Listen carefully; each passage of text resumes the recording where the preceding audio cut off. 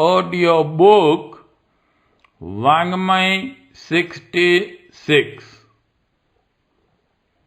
युग निर्माण योजना दर्शन स्वरूप व कार्यक्रम चैप्टर 2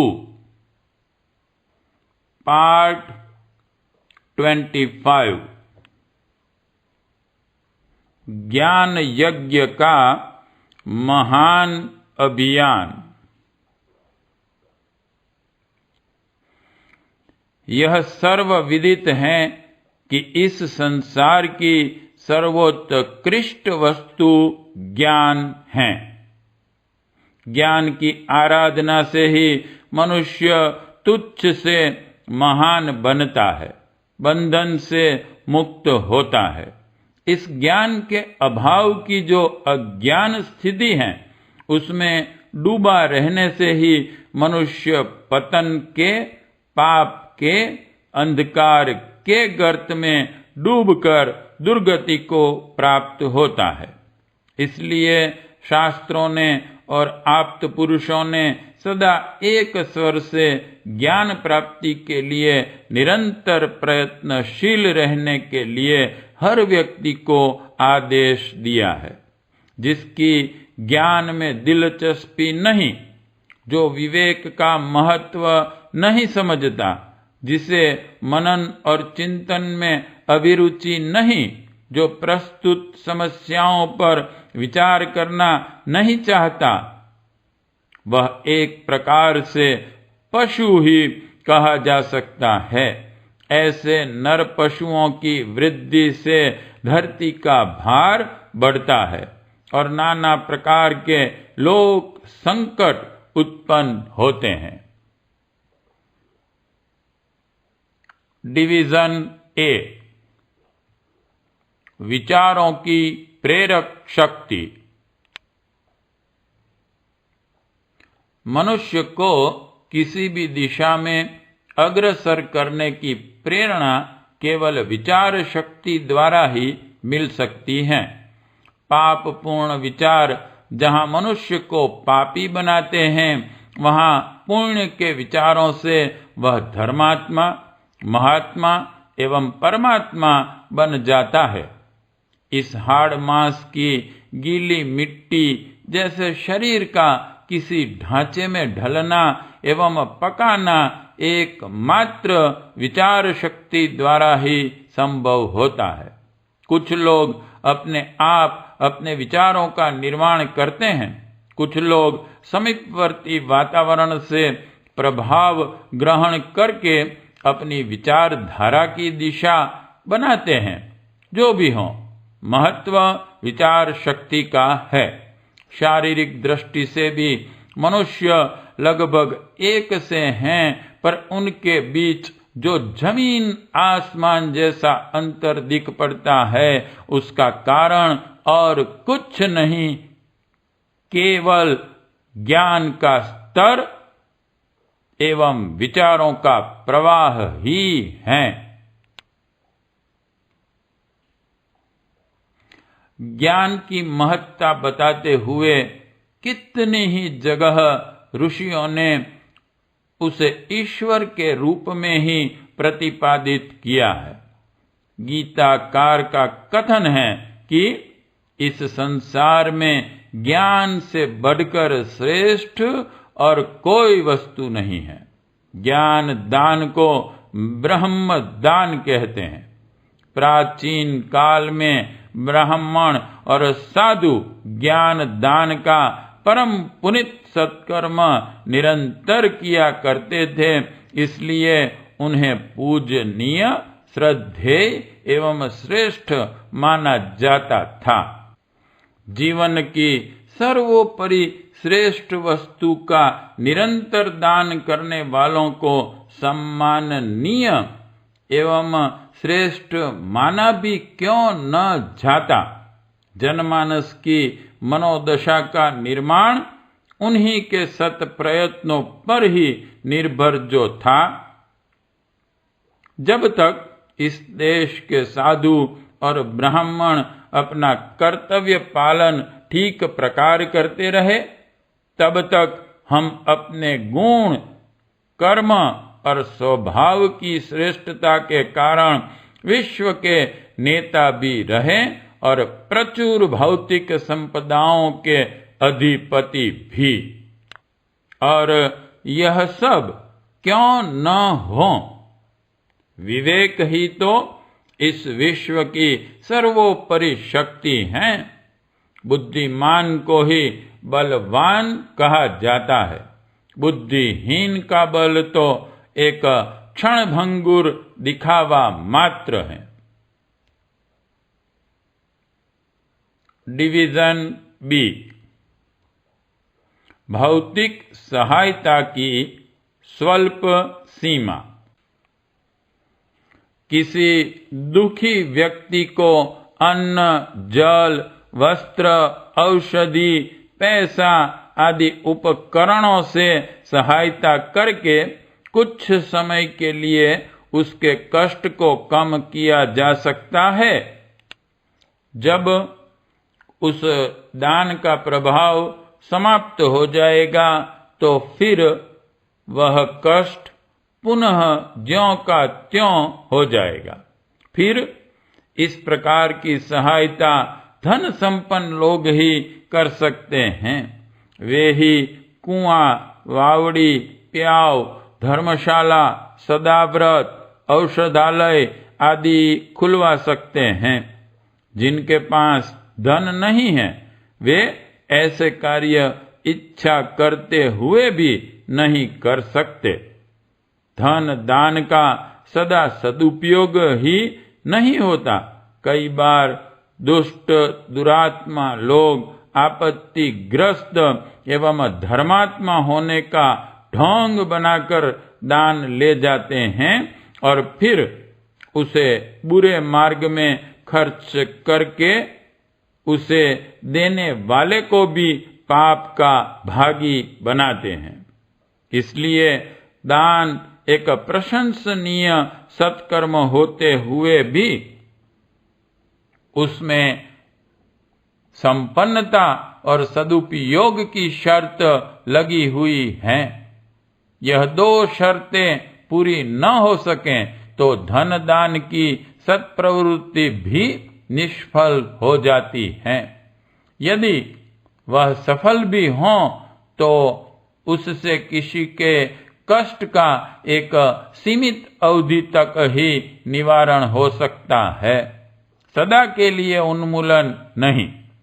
इसका अर्थ यह नहीं कि धन दान की उपेक्षा की जानी चाहिए।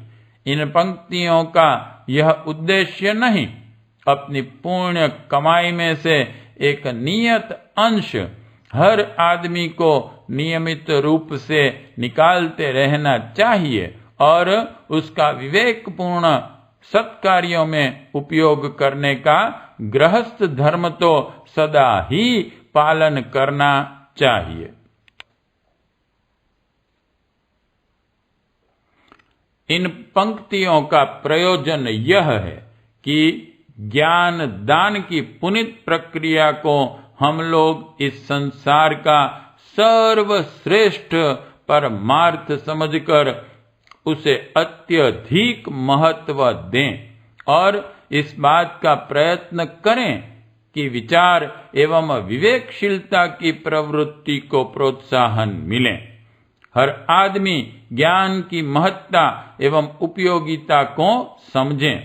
आज जिस प्रकार शारीरिक आलस बढ़ रहा है, लोग श्रम से जी चुराने लगे हैं, उसी प्रकार वे जीवन की महत्वपूर्ण समस्याओं पर गहराई से विचार करना छोड़कर केवल प्रचलित परंपराओं के आधार पर दूसरों की देखा देखी भेड़ चाल चलते रहते हैं। यही स्थिति आज के अनुपयुक्त वातावरण के लिए उत्तरदायी है। डिवीजन सी,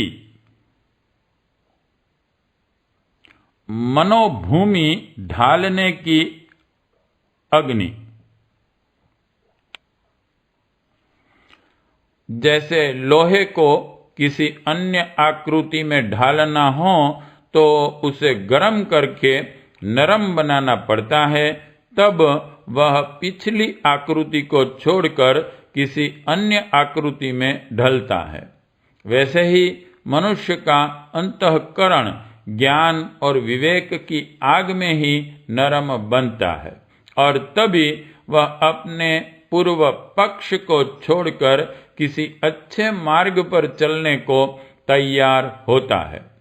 पाप और बुराई को तो लोग दूसरों की देखा देखी एवं उनसे प्राप्त होने वाले तात्कालिक लाभों से प्रभावित होकर ही अपना लेते हैं, पर कुकर्म का लोभ त्याग कर सत्कर्म की ओर अग्रसर होना, हीन स्थिति से ऊंचे उठकर उच्च स्थिति के लिए प्रयत्नशील होना, बिना तीव्र भावना एवं बिना उत्कृष्ट प्रेरणा के संभव नहीं हो सकता।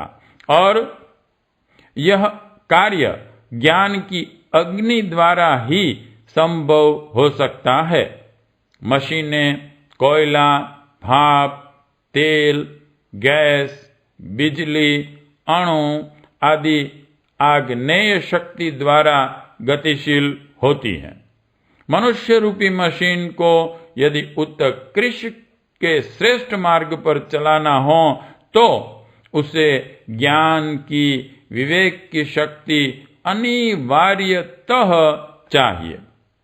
इसके बिना हृदय की आंखें नहीं खुलती और न दूरवर्ती भलाई बुराई सूझ पड़ती हैं। केवल ज्ञान में ही वह शक्ति सन्निहित है जो व्यक्ति के अंतःस्थल को पलटे और उसे अनुपयुक्त मार्ग से हटाकर उपयुक्त मार्ग पर प्रवृत्त करें। विचारों की शक्ति, उपयोगिता, आवश्यकता को समझने और स्वीकार करने के लिए जनसाधारण को यदि तत्पर न किया जा सका तो युग परिवर्तन का स्वप्न एक शेख चल्ली के संपर्क में आकर आवश्यक प्रेरणा जो लोग ग्रहण न करेंगे उन्हें दंड के अतिरिक्त और किसी प्रकार सुधारा न जा सकेगा। प्रजातंत्र युग में छोटे दोषों के लिए आंखें फोड़ने, हाथ काटने जैसे नृशंस दंड दिए जाने भी संभव नहीं। यदि दिए भी जावें तो उनसे बचे रहना जिनके लिए संभव होगा, वे दंड शक्ति रखने वाले लोग तो उन कुकृत्यों को कर ही सकेंगे। अधिक छिपकर पकड़ में न आने की अधिक चतुरता तो तब भी चल ही सकेगी। ऐसी दशा में अनीति का उन्मूलन तो नृशंस दंड व्यवस्था में भी न हो सकेगा। जिन देशों में आज भी अधिनायकवाद हैं और प्रतिपक्षियों को नृशंस दंड देने की क्रम चलती रही हैं, वहां भी दंड का उद्देश्य सफल कहाँ हो पा रहा है। दंड की एक सीमा तक उपयोगिता हो सकती है, पर मानवीय प्रकृति उससे नहीं बदली जा सकती। यह परिवर्तन तो हृदय परिवर्तन के साथ ही हो सकता है और हृदय परिवर्तन का मार्ग ज्ञान का अवलंबन ही हो सकता है। नारद ने, वाल्मीकि और बुद्ध ने अंगुलीमाल जैसे भयंकर डाकू को ज्ञान देकर ही संत बनाया था। डिवीजन डी, धर्म सेवा का सर्वश्रेष्ठ माध्यम। हम ज्ञान का प्रकाश फैलाने का व्रत लें। धर्म सेवा का अनादि काल से लेकर अद्यावधि यह एक ही सर्वोपरि माध्यम रहा है। सत्कर्म की प्रेरणा देने से बढ़कर और कोई पुण्य हो भी तो नहीं सकता। इसे गरीब, अमीर, विद्वान, अविद्वान सभी अपनी सामर्थ्य के अनुसार कर सकते हैं। सबल भावना वाला व्यक्ति अपने समीपवर्ती क्षेत्र में अपनी भावनाएं, मान्यताएं अवश्य फैला सकता है। यह ठीक है कि हर एक के पास निज के उपार्जित उत्कृष्ट विचार नहीं हो सकते और उसका निज का व्यक्तित्व भी इतना प्रभावशाली नहीं हो सकता कि उसकी दी हुई शिक्षा को लोग शिरोधार्य कर लें, पर इतना तो हो ही सकता है कि संदेश वाहक के रूप में उत्कृष्ट विचारों को अपने संपर्क में आने वाले लोगों तक पहुंचाया जा सके। भोजन बनाना कठिन हो सकता है, परोसने में क्या कठिनाई है। घड़ी मशीन बनाना कठिन हो सकता है, पर उसका उपयोग करने में, दूसरों को समय बता देने में क्या असुविधा पड़ेगी।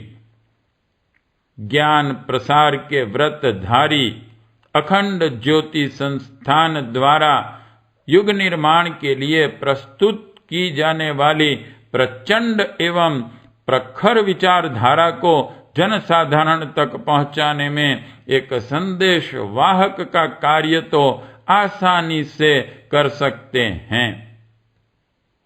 थोड़ी सी अभिरुचि एवं प्रवृत्ति इस ओर मुड़नी चाहिए।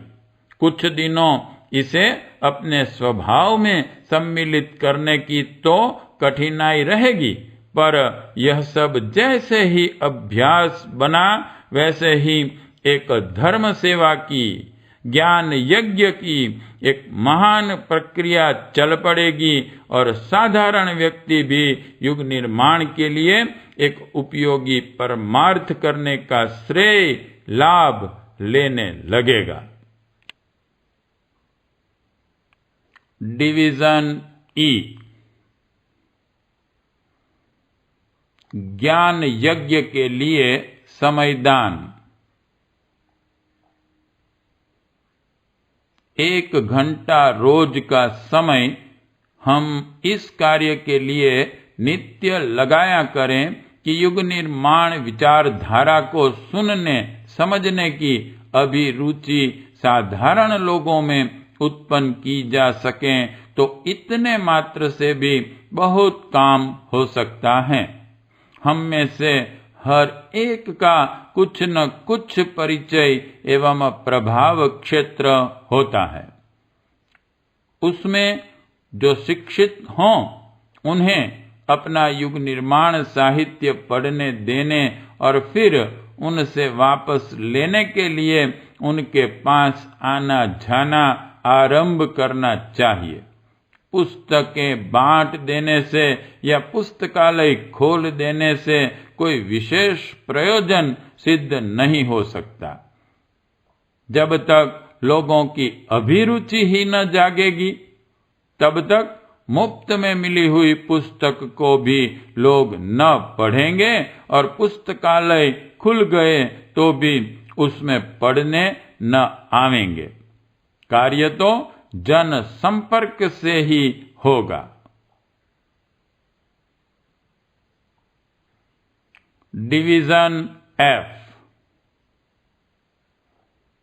विचार परिवार का निर्माण।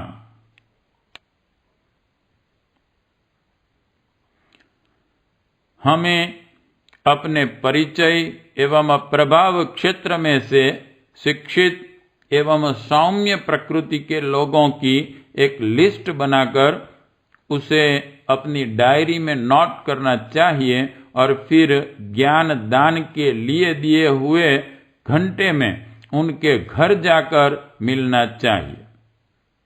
जो पुस्तक अगले दिन उन्हें पढ़ानी हो, अन्य बातों के प्रसंग के साथ उस पुस्तक के संबंध में चर्चा करनी चाहिए और उसकी उपयोगिता, श्रेष्ठता एवं महत्ता की भूरी भूरी प्रशंसा इस प्रकार करनी चाहिए कि उस व्यक्ति में उसे पढ़ने की अभिरुचि जागृत हो।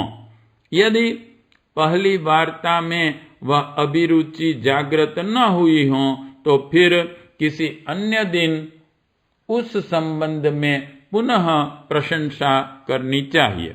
जैसे भूख लगने पर ही भोजन खाया जाना गुण कारक होता है, वैसे ही अभिरुचि जगाकर दिया हुआ साहित्य ही मनोयोग पूर्वक पढ़ा जाता है और उसी का कुछ प्रभाव भी पड़ता है।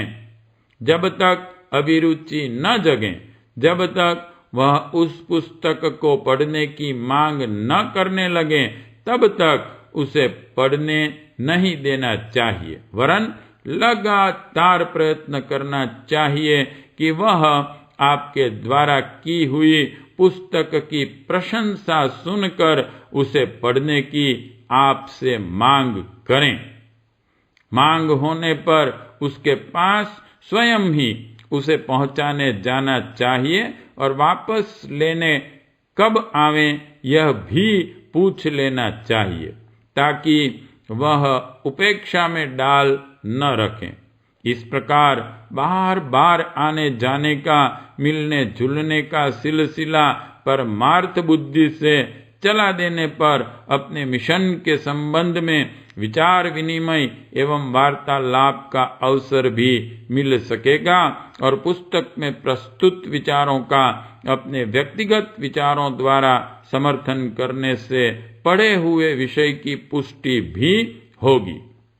इस प्रकार लगातार हमारे द्वारा प्रस्तुत विचारधारा और आपके द्वारा उत्पन्न की हुई अभिरुचि एवं प्रेरणा से उस पढ़ने वाले के मन पर प्रभाव अवश्य पड़ेगा। आज न सही कल उसमें परिवर्तन होगा ही। पूर्ण रूप से न सही किसी अंश में वह अपने से सहमत होगा ही और बहुत न सही थोड़े अंश में विचार बदलने से उसके कदम भी श्रेष्ठता की दिशा में तीव्र या मंद गति से अवश्य बढ़ेंगे। डिवीजन जी। शिक्षित ही नहीं अशिक्षित भी। शिक्षितों को यह साहित्य पढ़ाया जाना चाहिए, किंतु अशिक्षितों को, स्त्री बच्चों को सुनाने के लिए भी इन पुस्तकों में बहुत कुछ है।